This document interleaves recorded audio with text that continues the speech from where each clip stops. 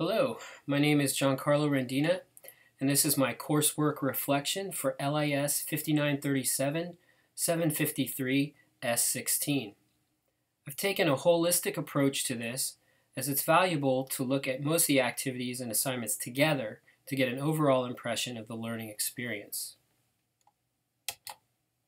Here's what I plan to talk about, and some points might get a little more attention than others. I'll probably spend more time on the more involved projects, but again, I think it's best to link the experiences together. I know, right? Why is Giancarlo wasting time talking about the weekly questions? Well, I actually think that the weekly lectures for the first 8 weeks, taking notes, and then answering follow-up comprehension questions is really great instructional design. It serves an important structural function, and that is unifying class elements.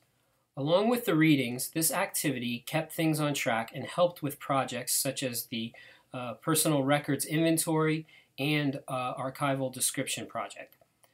This was the best way to get initial exposure to the core concepts of archives and records management. Okay, that's enough time on that.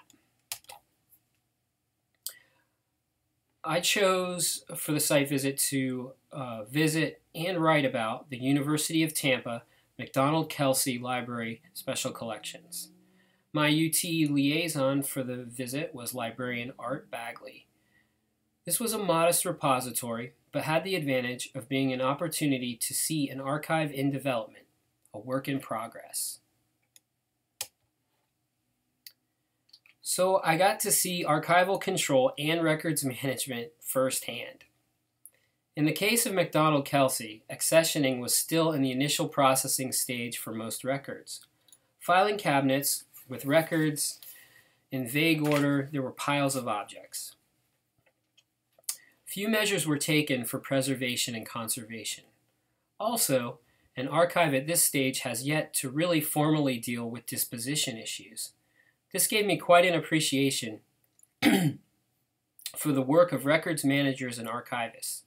It's not a completely bleak picture, though, with the archive outsourcing digital preservation to ArchiSearch.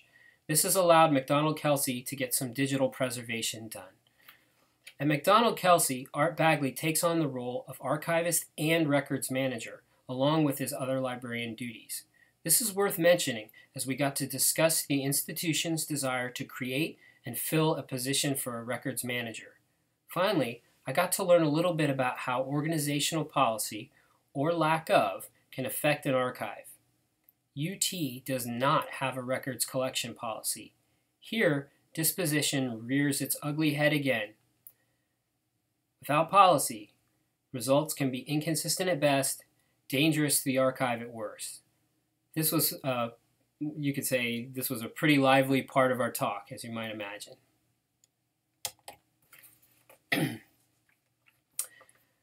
Yes, of course, I was staggered by the accumulation of junk records in my personal records. But it was on this assignment that I got to experience doing an inventory and organizing it based on series. I learned what needs to be included in a record series, as well as differences in content for digital as opposed to paper record series. One example could be size. For paper that could be described in cubic feet. In a digital description, it could be in terms of gigabytes. I set up a record schedule for the two series in my inventory, and I assigned a retention period and disposition for my paper and electronic records. This exercise, though a basic inventory, provided a good hands-on experience. Okay, archival description. This assignment was another hands-on exercise that starts where the inventory left off. The previous inventory would now undergo the process of description. This was done by using ArchiveSpace Sandbox software. DAX was consulted for proper element entries. EAD and MARC XML records were exported for my resource record.